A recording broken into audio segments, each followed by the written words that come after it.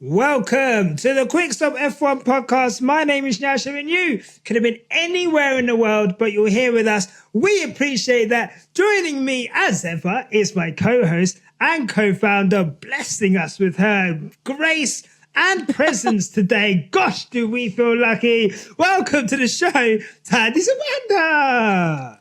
How you doing? Nice to meet you. I'm good, thanks. Pardon? What did you say? Yeah.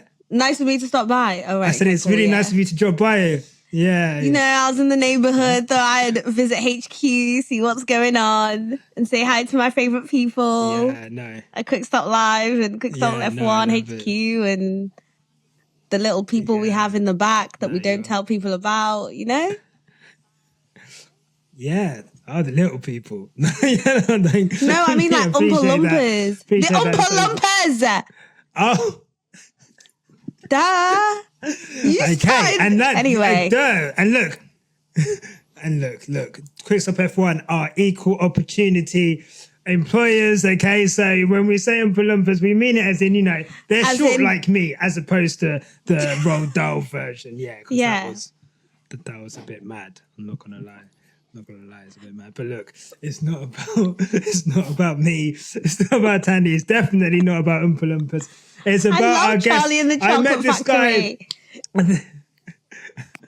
It is a great film. I met this guy last year, and I was absolutely blown away by his F1 knowledge, and he's taken his career. I've seen him at different races now, reporting on shit. And I said, look, there's some big news that's happened this week. We need a big reporter. So on the show today, we have Total Motorsport's reporter rover in the paddock. It's none other than Mr. Ed Spencer. How you doing, Ed? I'm good, thank you. Nice to be here. Pleasure to be on. Thank you very much. No, look, pleasure's all ours. So I guess, for you, when we spoke last year, I think maybe you're going to had you gone to a couple of races as a journalist? It feels like it's kind of taken off a bit more since then. Yeah, so last time you met me, Max Verstappen was a one-time world champion. I hadn't been to a Grand Prix. Nikita Mazepin was still driving for Haas. And Pierre Gasly was at AlphaTauri. So time has flown since then. Whizzed by. Yeah, it's whizzed by. That's incredible, man. Yeah, it is. So in your kind of estimations, as I guess, as someone who has to report on everything that goes on in F1, how are you finding this season, I guess, as someone who's kind of in the thick of it? And obviously compared to the season that we're talking about was the season in 2021. And obviously we had a little bit of a different type of season last season with Ferrari's challenge, but obviously then Red Bull kind of pulling away due to their own brilliance and obviously Ferrari's maybe their own mistakes. And then this season, which has been an absolute cakewalk and show of domination from Red Bull. So I guess from your point of view, how have you found the season? I guess as someone who works there, but also as a fan. Not the most spectacular in the world, if I'm being brutally honest. I think it was quite inevitable from Bahrain testing that Red Bull were just going to destroy everyone, and they've pretty much done that apart from Singapore. So it's been a little bit of a challenge. Obviously, there was that feeling that Red Bull could win every race. So you had that angle. You were trying to go through the old books and look through, McLaren 88 and all that. And then there was the whole driver market intrigue, although that's kind of gone a bit. But then you have the little stuff. You have Albon punching above his weight. You have the Alpine drama. You have Oscar Piastri proving all his critics wrong by being an absolute worldie of a signing. And then you've got the AlphaTauri saga, which, you could say has been at times a little bit of a revolving door. So you can find the little stories, but it's not going to be one I look back on in 20 years and think, yeah, classic. I'm going to sit there with a bucket of popcorn at 2 a.m. on YouTube showing my children, this is where dad got packed by Netflix, and this is him looking at Brad Pitt, looking him rather confused. Why are you doing in a race suit, Brad? That's the other thing as well. The whole F1 film stuff, which was a bit of a bit odd to see cameras sticking at my face. Are you going to be in the film then? Like, have they given you like, you know, the contracts, and they said to you, this is your role. You're going to be, you know, Brad Pitt's admirer in the pit lane, I guess. I don't know if they'll even remotely give me even a look. I was wearing the full Canadian tuxedo, and they didn't even look at me. So I will probably be extra picking up a coffee, or extra looking around, wondering what on earth that is, or looking at their car and thinking, this isn't even going to qualify for an F2 race, let alone an F1 race. So no, I appeared on Netflix last year, Drive to Survive, but didn't really get credited on IDMB, which is pitiful. I'm going to raise that with them when I get an opportunity. No, don't worry. Look, the streets now know, okay? We know that as your acting debut, so don't worry about it too much. Thandie. Yeah. Some big news this week with the FIA announcing, obviously, Andretti are to go forward and be put forward to F1 and FOM to be considered for a spot, I guess, from the 2026 season onwards. We've kind of been following this saga from the moment they kind of announced. Well, I mean, teams have been trying to get into F1 for a while now, but obviously because of COVID and then other things, and then change of guard of the FIA. And I feel like, with Mohammed Ben Salem, I feel like he's kind of pushed for this and kind of said his expression of interest, of which this came.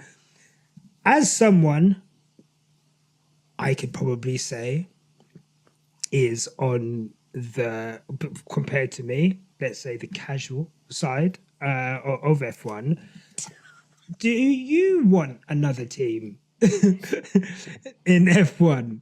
As someone that's not like, look, there's been a lot of chat on the internet this week about, are you an F1 fan? So I guess as someone who watches it the way you do, do you want a new team in there? Are you happy with 10? Would 11 be good? How do you feel? Okay, so as someone who watches Formula One like I do, I feel like I would have liked it to have become more interesting if they were to bring another team in. And I probably speak on behalf of a lot of people who kind of had to research the Andretti name. Who is he? Who's his son? What's the legacy? Where's the money coming from? And then I just came to the conclusion that it was just a bunch of billionaires with money who just another guy in the big guys club who was allowed in. And that's fine to some extent, but I feel like I'm also on the side of Formula One fans who are looking for something so new and something that just makes them want to stan a team. Like, we barely hear any of people standing a team, apart from Ferrari, obviously, because it's legacy. But we hear more people who stan drivers. We would like to kind of admire a driver and be like, a team and be like, do you know what? This team stands for A, B, and C. That's why I like them. This team donated to A, B, and C. That's why I like them. This team's morals are this and this. But if it's literally just the same guys coming from quite literally the same school, the same holidays, the same polo club, it's the same team that we've had, same as all 12 teams we've had on the grid so far. Well, I guess I would take that to Ed, I guess, and say, I think with Andretti coming in, I think everyone's, or potentially coming in, we don't know yet, right? F1 have kind of, FIA have put them forward. So I guess, Ed, when you look at Andretti, right? America, they're trying to go to America. America is this big market for them. Some would argue they have Haas there, but, how much have Haas really broken through with their American audience? So I guess, what is it about Andretti that meant that they were such a shoo-in from the moment that this period started? And even their own protestations to come in, they've been very vocal. Like, Andretti wants to be in Formula One. What is it about them that, I guess, makes them such I guess a shoo-in for the role, or for the chance to be in an F1? And what's the pedigree, I guess, behind their bid, which made them such such a shoe-in. I don't think you can ever say a new entity is going to be a shoe-in, but Andretti have looked the closest to being that because their record in racing speaks for itself. In everything they've competed in, V8 Supercars, Formula E, IndyCar, Extreme E, they have won in everything. So it's not like a bunch of newbies coughing up a few billions and saying, you know what, go. And I think the Andretti name, it's for people who have followed Formula One, Mario is, only the second driver, one of the few drivers to have won the Indy 500 and the F1 World Championship. Michael was a good driver back in his day. Marco's there. So it's a racing dynasty. You ask most Americans on the street to name one or two racing drivers. They'll probably say Dale Earnhardt, or they'll say Mario, maybe Lewis as well, because of the fact F1 has grown so much. And also, I would say also the fact that they've got General Motors behind them. This is the game changer, I think. When they were announced, it was like, okay, they cannot possibly reject them. And it sets up like a real, it'll be such a good feeling seeing Ford, Audi, Renault, Ferrari, Mercedes, Honda, all competing one another on the highest level of motorsport. We haven't seen that level of manufacturer participation since, I would say, 2008-9, when we all know what happened and everyone ran out of money. So it would be, it is a shoo-in, but there's still a lot to go. And I think Andretti just had everything ready in place. They were always so keen to get everything. I mean, I think they're one of the few teams, I think they're the only team who would say, well, we will have an F2 and F3 team at the same time, which is unheard of if you think about it, considering it's all single entities. No, and I think, I think there was, in terms of like what we kind of knew about their bid, I think in terms of like you say, in terms of pedigree, and especially American pedigree, when you put them and General Motors together, it would appear for F1 to be a massive coup, I guess. Well, not coup, but I guess for the FIA, it seems like it would be a massive coup, but not maybe for F1, who have always been quite against Andretti or any new team coming in.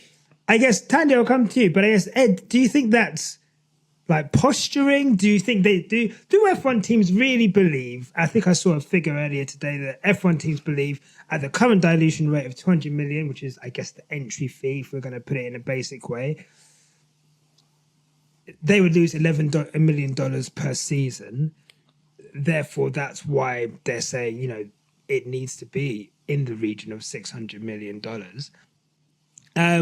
Do you think this is posturing, or do you think Andretti are going to have to pay that $600 million to convince I think what looks like a very reluctant F1 grid?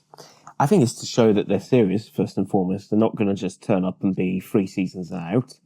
But at the same time, it is a little bit like, well, we want to see what you can bring to the table commercially. Think about the way Formula One is at the moment. Every team is doing very well profit-wise. The sport is growing year on year, although it's slightly plateaued because of, the recent run of dominance, which is understandable. Dominance causes people to turn TVs off. I think it's a sign just as from F1 to say, are you serious? What are you going to contribute? What are you going to bring? And how are you going to pay us up? And that's probably why they've said, right, okay, 600 million, because they'll know they'll be covered, even though I believe the fees are only around 200 million at the moment, which is a massive 200 increase. million, yeah. But of course, when you've got someone like General Motors, you can just turn up and say, right, open the checkbook, guys. Let's go. Let's get this money. So it's posturing, but if Andretti can rise to the challenge, then F1 will have no commercial leg to stand on, per se. No, it does seem, I guess, Thandie, look, we've seen it before with F1. The political nature of it, I think that's one of the things that we have seen on DTS, right? The political power plays we saw it last season between Toto and Christian, and even Binot. When they were talking about the porpoising and they were trying to get it changed, and that kind of behind the scenes thing is like a big driver in F1. I guess for you, do you foresee a situation where potentially, let's say, even if they said they could get the money, could you see any of the teams potentially being like, well, we still don't want it, or is it just, I guess, all about the money? And once they cough it up, then what else could they possibly It's kind of quite disagree on? literally Formula One, isn't it? Like, it's quite literally all about the money. So I think that's my best bet. I feel as well, since they've announced Andretti, and I've heard so much about Andretti and so little about the other teams, I almost feel like it's been solidified in, like, the decision's already been made.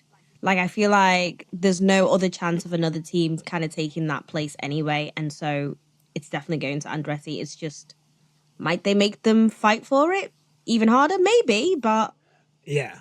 it feels already solidified, in my opinion. Yeah.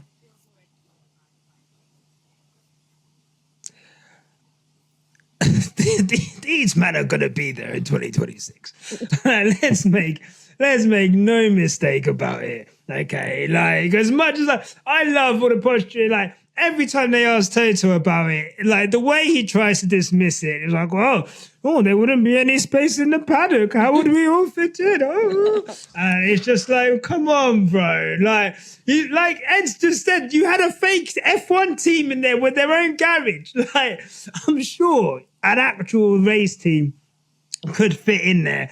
I can't see any reason why they wouldn't end up just being there. And I guess for you, Ed, how competitive do you think Andretti can really be? I mean, look, it's hard. It's hard off the bat. We don't know, obviously.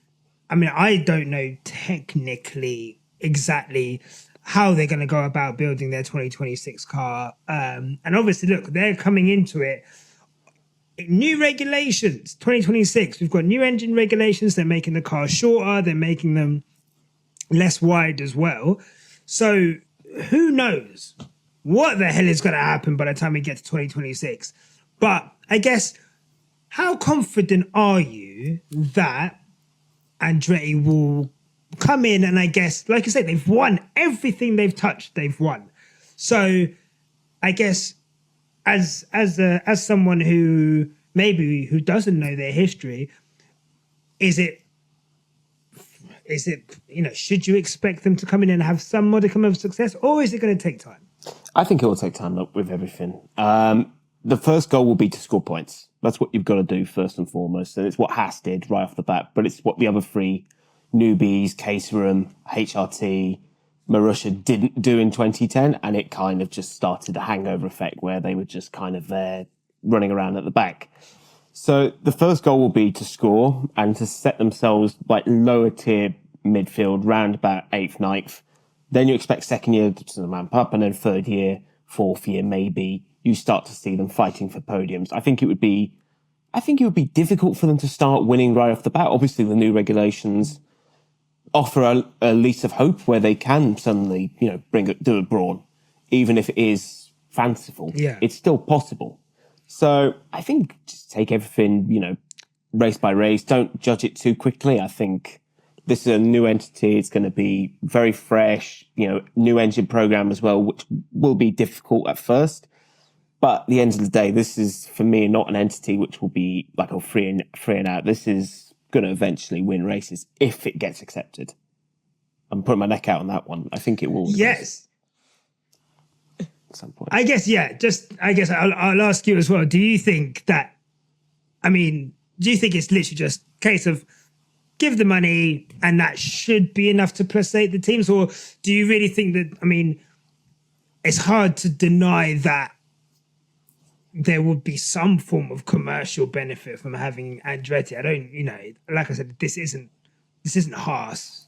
This isn't like, but Haas were, I guess you could say Haas were or are very much a brand name in American racing, but they're not Andretti and they're not General Motors. So I guess on the commercial side, you'd expect them to be able to uphold some level of contribution towards the wider pot of, bringing fans in, selling stuff, whatever.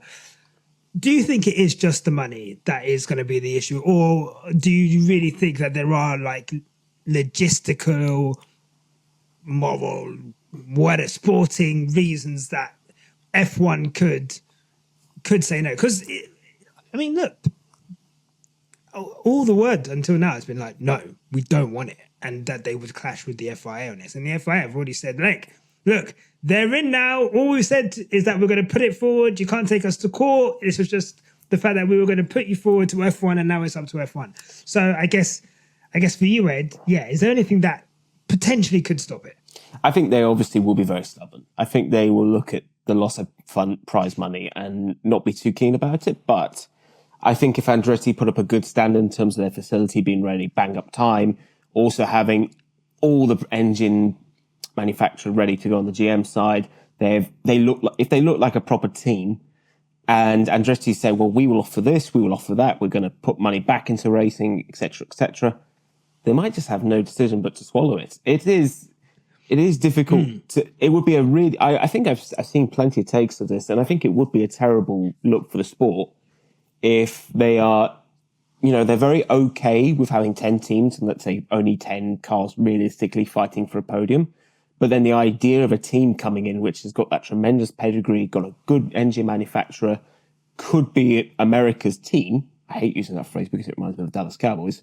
They would look tremendously bad. It would look very much like F1 is shirking away from a challenge. When, if you look on the other side, the coin, sports cars, for example, they are happy to let in any manufacturer they want. And for F1, if they want to, and for F1 in particular, they need to think of the bigger picture. If they wish to sustain that American interest, I think they would be rather foolish to immediately say, well, we don't want Andretti here. Because at the end of the day, the American fans will want to see, they want to have someone to cheer for, but they also want to know that, okay, they're not just using us to grow their own product. They want to actually put something back and help F1 become the second, maybe third biggest motorsport in the US behind NASCAR. So I think they're going to have to, I think they will probably swallow it. And if it does get rejected, it will feel like a massive waste of time. Yeah, no, it would be, I mean, look, and money, like these guys have had to pay to be part of this process. I think hundreds of thousands of pounds. So, I mean. And it almost feels like. It would be, for them to. Like if they were to dangle it over our heads, it almost feels like they are giving us false hope to kind of quiet the masses who are constantly asking them for another team. They give you a little bit and then it's gone. That's how it would feel. Yeah, I think so. I think for me as well, I think we're constantly looking at, I think Ed mentioned earlier, the driver market is such a saturated market. We have people like, Daniel Ricciardo struggling to come back into F1 until obviously the AT merry-go-round that was mentioned earlier. Mick Schumacher having to do a simulator and streetwear model for Mercedes, instead of being a full-time Formula One driver. There's so many instances. Liam Lawson probably not having a seat next season, despite clearly showing, I think, both in junior categories, Super Formula and now in F1, that he has the talent to be able to go in. Oscar Piastri having to take a year out and all of that drama. So even just on a practical side, there needs to be more cars on the grid for all of these drivers. And if you think about it, all of these drivers who pay a fortune to come up through the junior ranks, like it's such an investment from the day you're karting all the way through F2, F4, F2, F3, however you come through, for there to be such a closed shop at the top, and then for them to seemingly take away the opportunity to not only have two more drivers, but maybe two more drivers from America. Was Scott Speed the last American driver? Before Logan, it was Alex Rossi. Before Logan, oh my God, Logan. Oh, I'm so sorry, Logan. I'm so sorry. But yes, before Logan Sargent. So we want more Logan Sargents, or other American drivers as well. And I think that's something that'd be awesome. I think Thandie. Go on. Oh, so after you. I was just going to quickly add also more opportunity for people to get involved in Formula One, more jobs, more mechanics getting involved, more merchandise, more commercial opportunities. It makes sense just to have that little bit extra, especially if one team completely plateaus in the coming years. Sorry. No, that's absolutely. I think that's the thing as well, right? When you have an F1 team, like I say, it's such a large and massive operation, with everything that goes on around it. It's a money-making operation, and that creates within itself opportunities for everyone. I guess speaking of, so Thandie, earlier you mentioned that you had to do some research on parts of the other people, right? Like I said, there were three other bids. I guess Carlin, Hitech, and LKYSUNZ. And I guess a lot of what you kind of spoke about was wanting to identify with a team, wanting to be able to kind of plant your flag with a team which maybe you could identify with or meant more than just, I guess, what we normally see from racing teams. So I guess within that, were you saying that because there was someone that kind of, in your eyes, kind of piqued your interest, or just based off what you kind of saw from everyone, essentially, and that you weren't really too impressed by anyone? So in cycling, the main focus in cycling apparently is their teams and their sponsorship. And the sponsorship in a lot of the cycling teams for women will be like women's charities, do you know what I mean? Like, I'm not begging for women to now join Formula One. Do not roll your eyes at me. I'm not begging for that, right? I'm just asking for a team that I can at least have some relationship with, that I can say, like, do you know what? They do this, so that's why the A, B, and C. And I feel like with a lot of teams, we don't really have that. So I had been looking at a few. Really fuck with LKYSUNZ. They seem cool. Would like to know what they're about. Would like to know what everybody else is about in comparison to what, obviously Andretti brings to the table. Because as far as I'm concerned, all I'm hearing is money, money, money, money, money about Andretti. That's the first thing I've seen as you've come into the room. We're in a party. Everyone's like, oh, I'm bringing my friend Andretti. What's he about? Has he come through the door? And all I'm hearing is money, money, money, money. Like, he's a bit of a prick right now as far as I'm concerned. Do you know what I mean? He's a bit of a prick right now. Sorry.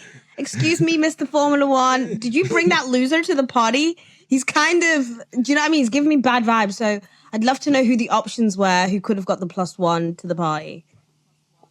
That's all I'm saying. And I guess, look, yeah, and when we are saying he's a prick, that's in the realm of the story, he's a prick with money, not actually in real life an actual prick. We don't know who Mario Andretti is personally. But I would say that Mario, not...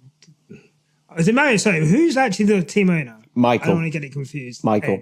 Michael's the team owner. Oh, Mario, yeah. Mario's the one who said not nice things about Lewis during the 2020 season. And I guess that got surfaced the other day. Actually, Tasha, could you just bring that up? And I'll touch on it in a bit. But I think that back to what you were saying, I'll touch on that in a second. Ed, with Carlin and Hitech, yep. Obviously, two teams with pedigree, especially in the junior rankings, right? Yep. That's true.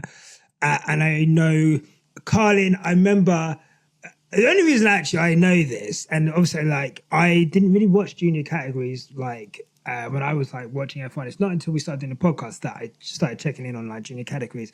But I remember watching a video. They had it on Sky Sports all the time of Carlin, the guy who runs Carlin, and talking about all the drivers that they've brought through. Some incredible. If I'm not mistaken, Norris. Do you drive for Carlin? Yep, 2018. Oh, am I thinking of a different team? 2018. Yeah, he F2. did, right? In F2, right? Did Sebastian Vettel drive for Carlin? I think Seb did some stuff for Carlin. I know Yeah, I think so. Tasha, if you could check. Liam as well. Liam did some stuff for Carlin. Lawson. Yes. And I think Karun also as well, who was, I think, presenting. So I think there's some pedigree there. Obviously, we know Hitech and everything that they've done. What do you think it was about those two that meant that they fell short? Given, if we're all about racing, right? Like Thandie says, everyone's just talking about money, money, money, money, money. And you mentioned that, it looks like people are shirking away from a fight, right? You've got two teams that want to go racing. They want to go racing so much. They're in the junior categories.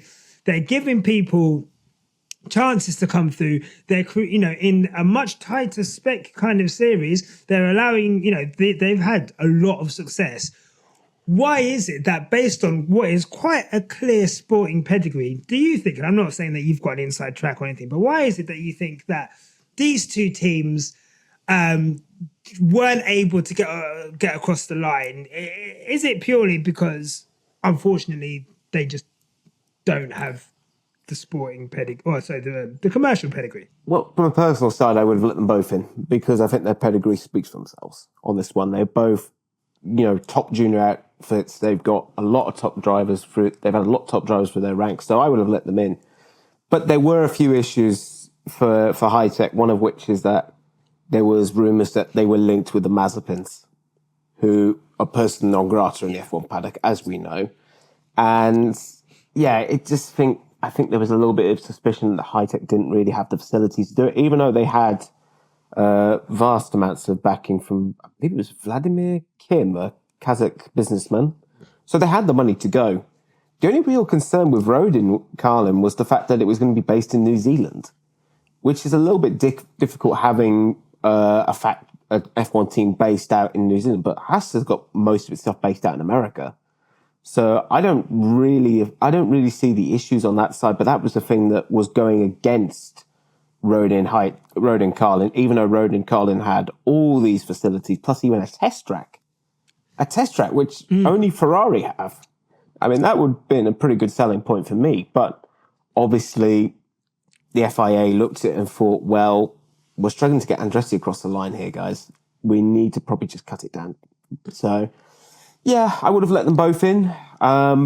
Maybe would have let Rodin Carlin out of the two because it had those extra facilities, like it was going to be a campus for racing. But at the end of the day, I think it was just never going to get off the ground. Yeah, and look, like I said, when I say that Andretti were a shoo-in, if I'm being honest, it just felt like this was a process to make it look like they weren't just going to stick Andretti straight in, basically. And to make it look like for F1, hi, we've gone through this stringent process, we've allowed everyone to come and have a go. But out of all these teams that have expressed an interest, by the way, they have to pay 300 grand just to be able to sit in a room with us. And then, after that, we've stringently looked at everything and, we can't, quite tell, we can't quite assert that anyone other than Andretti is suitable for you guys and therefore you should take them through. For me, that's what it feels like. But again, I'm just a guy in a do-rag talking about F1 on a Tuesday night. Like, what the fuck do I know? Like, in all honesty, someone else who I don't think knows that much about diversity and inclusion was Mario Andretti. So look, these quotes came online, and I think I'm not saying this as a way to, I guess, bury Andretti or to, I guess, overshadow what they do bring to the table. But I guess considering that you've got arguably the greatest driver of all time, kind of had these issues during, I think this was during 2020, and I think when Lewis Hamilton was ramping up the diversity and inclusion efforts within F1, and given F1's kind of, let's say loose, if I want to put it lightly, commitment to improving diversity across the board. Some of the comments that have come from Mario weren't great, and I will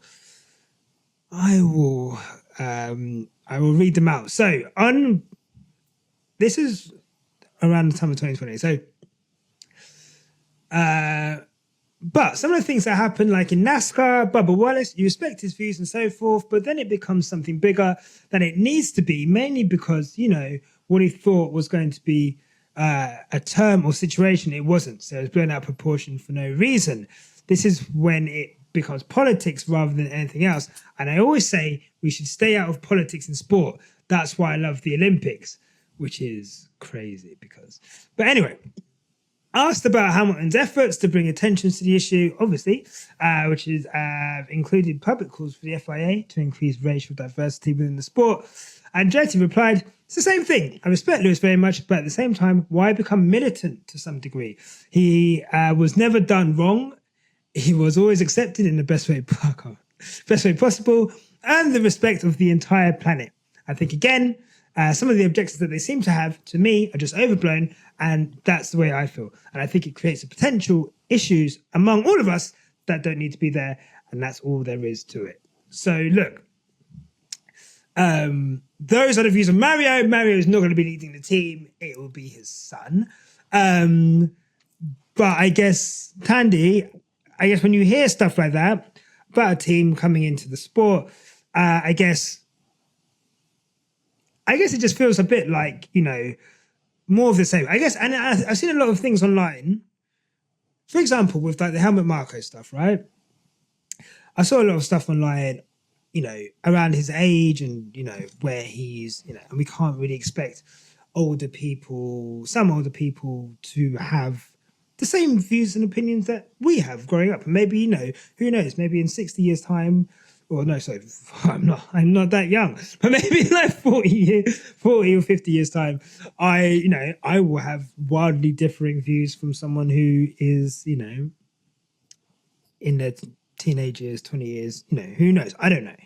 But I guess when you see stuff like that, and obviously they're coming in, I guess, what are your thoughts on that?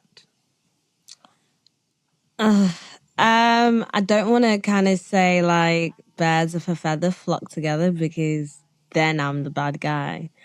But they do flock together. I feel like we've heard from a lot of people in Formula One's dads, and we've looked at certain drivers to kind of back us in conversating and saying like that was a bad statement, and it hasn't always been backed, or the statement hasn't kind of supported the cause. Does that make sense?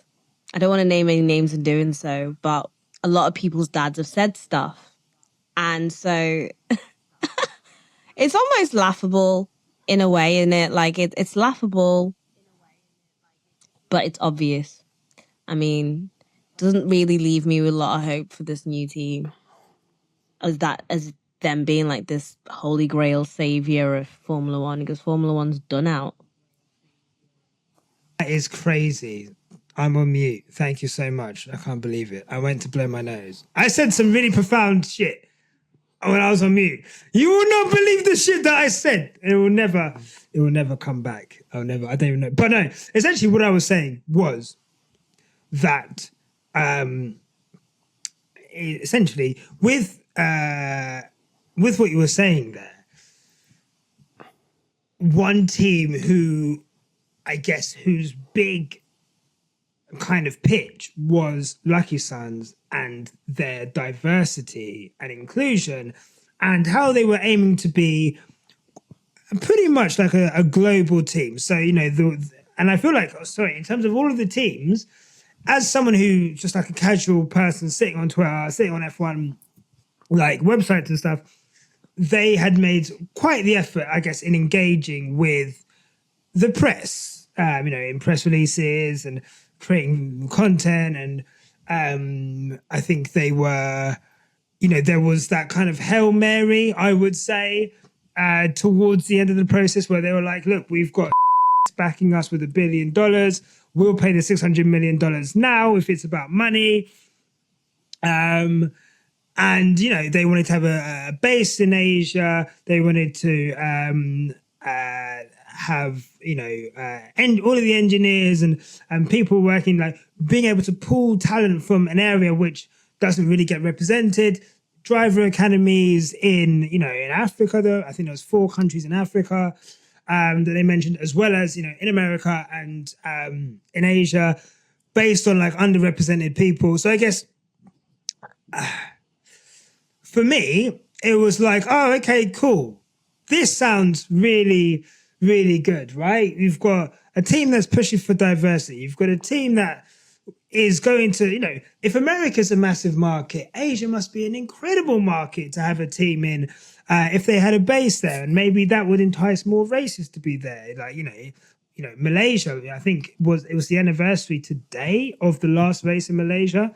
Could that be tempted to come back onto the calendar if there was an Asian team? The fact that they wanted to really push for diversity and inclusion, and the fact that they wanted to kind of target a younger the fan base, and kind of go from there, felt really good. And it felt something really different, but it also felt like that shit was never going to run in F1.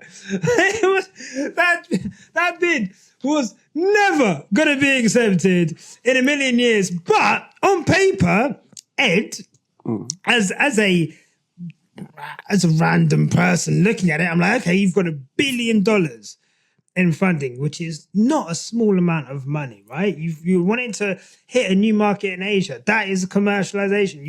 And even if I just do the diversity and inclusion, they were going to do it, and then you could just, hitch your wagon to that. So I guess as someone within the sport, and maybe someone who doesn't have as many rose-tinted spectacles as me and Thandie do, why is the team that only has one vowel in their name and doing hip-hop videos to introduce themselves, why didn't F1 take them on? Well, that's a $1 million question. $1 million question, I should say. I think the reason why F1 didn't take them on was because, well, it seemed like there wasn't really a concrete plan. They had this idea. It was a great idea. It's something which we haven't really seen in Formula One ever. And it was almost like with the hip hop and the open to bringing in like new fans. It was almost like what Red Bull did when they first came in, because they were a rebellious team where they would have music pumping out of a motorhome at like 2:00 in the morning while most teams would work in silence and just, constant head down working on the car.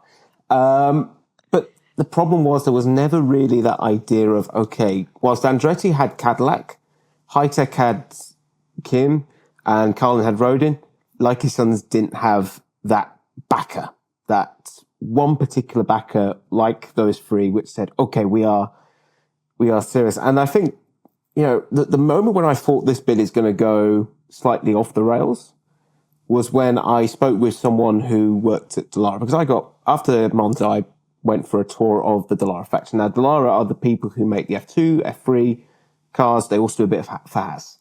And when I spoke with LKYSUNZ, they were like, well, we'll partner up with a car company in the first year, blah, blah, blah. And then I spoke with the people at Dallara, and they were like, we are not interested. So that was my first thought was, that's going to be a snafu when you're not even going to be ready. And there's been like other teams which have had very good ideas, like USF1, for example. They were going to be what Haas was going to be. They were going to be an all-American team. They were going to be based in Charlotte at a time when F1 was just non-existent in America. They didn't even get a car built. I think they got a crash test chassis. That was that. So whilst it was a good idea on paper, it just was never going to work. And I think people wanted a little bit more meat on the bones. They wanted to really understand. The ethos were good, but where was the money coming from? Where was the factory going to be built? Where was the whole how would you plan it? And I did get something, but evidently the FIA didn't get enough. So sorry. I don't want you guys to hear me blowing my. I'm off mute now. I don't want you to hear me blowing my nose, and then I just get so excited that I just want to talk to you guys, and I forget that I'm on mute. But no, I was watching Rush the other day, and it kind of reminded me again, like you said, of like the Red Bull. I can't remember James Hunt's team Hesketh. where they're like. Thank you. And their whole thing is like, what was it, sex and I can't remember the catchphrase now, but they they have t-shirts and they've got oysters that they're serving there, and it's all about having fun. And look, that team ran out of money in a couple of years, right? But on this flip side, like you say, Red Bull, I think where Red Bull were lucky was that, look, Red Bull took over. And again, I guess this is the whole thing about how do we know, like, someone, we've had respectable car giants come into the sport before and absolutely tank, right? Look at Toyota's efforts to come into the sport. Jaguar, who Red Bull took over, I think they bought Jaguar, right? And then took that on. Stewart, Not Stewart. Oh, sorry, Stewart. Yeah. So I thought you said Jaguar bought Jaguar. I thought, hang on. No. Sorry, yeah. Jaguar bought Stewart and then Red Bull bought Jaguar. So I feel like, for me, it doesn't always work out, with big teams, but also, you look at Red Bull, look what they were able to do.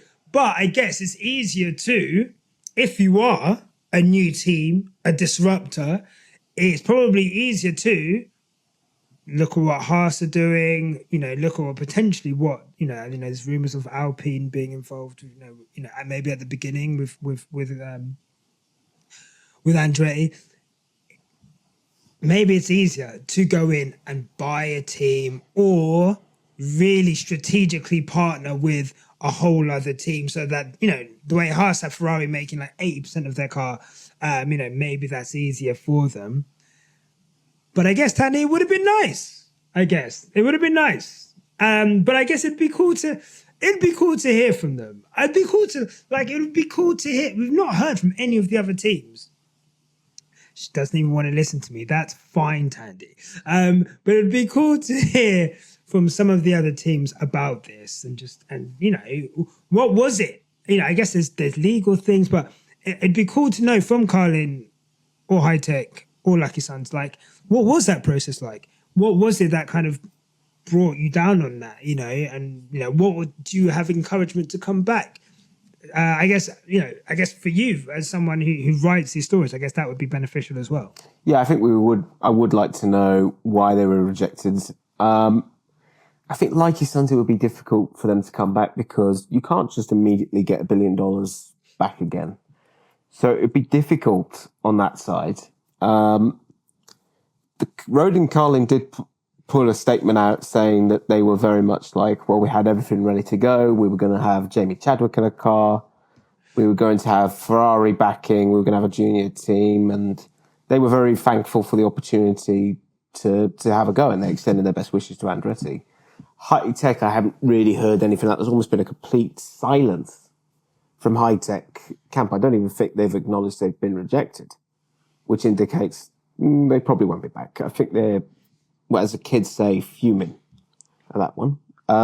So I think the only one I would say would maybe come back is Carlin, but they would need, I don't know, I think depends if they really want to go through that trouble again and then potentially come into the sport 2027, which is only 4 years away. So they have really like 2 years to get a car ready and get a factory ready. And the facilities are still good at Carlin, but they're not Formula One.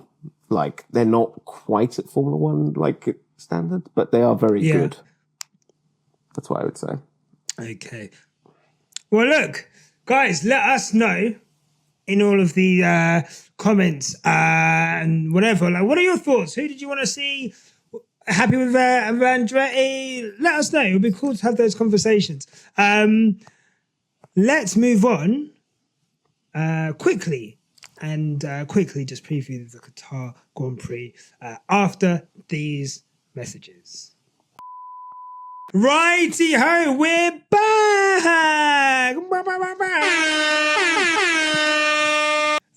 Ed, quickly, there's going to be a new champion, but he's going to feel like an old champion. 3 championships. Let's just call it how it is. 3 championships. That is the same as Ayrton Senna. Max Verstappen, 1.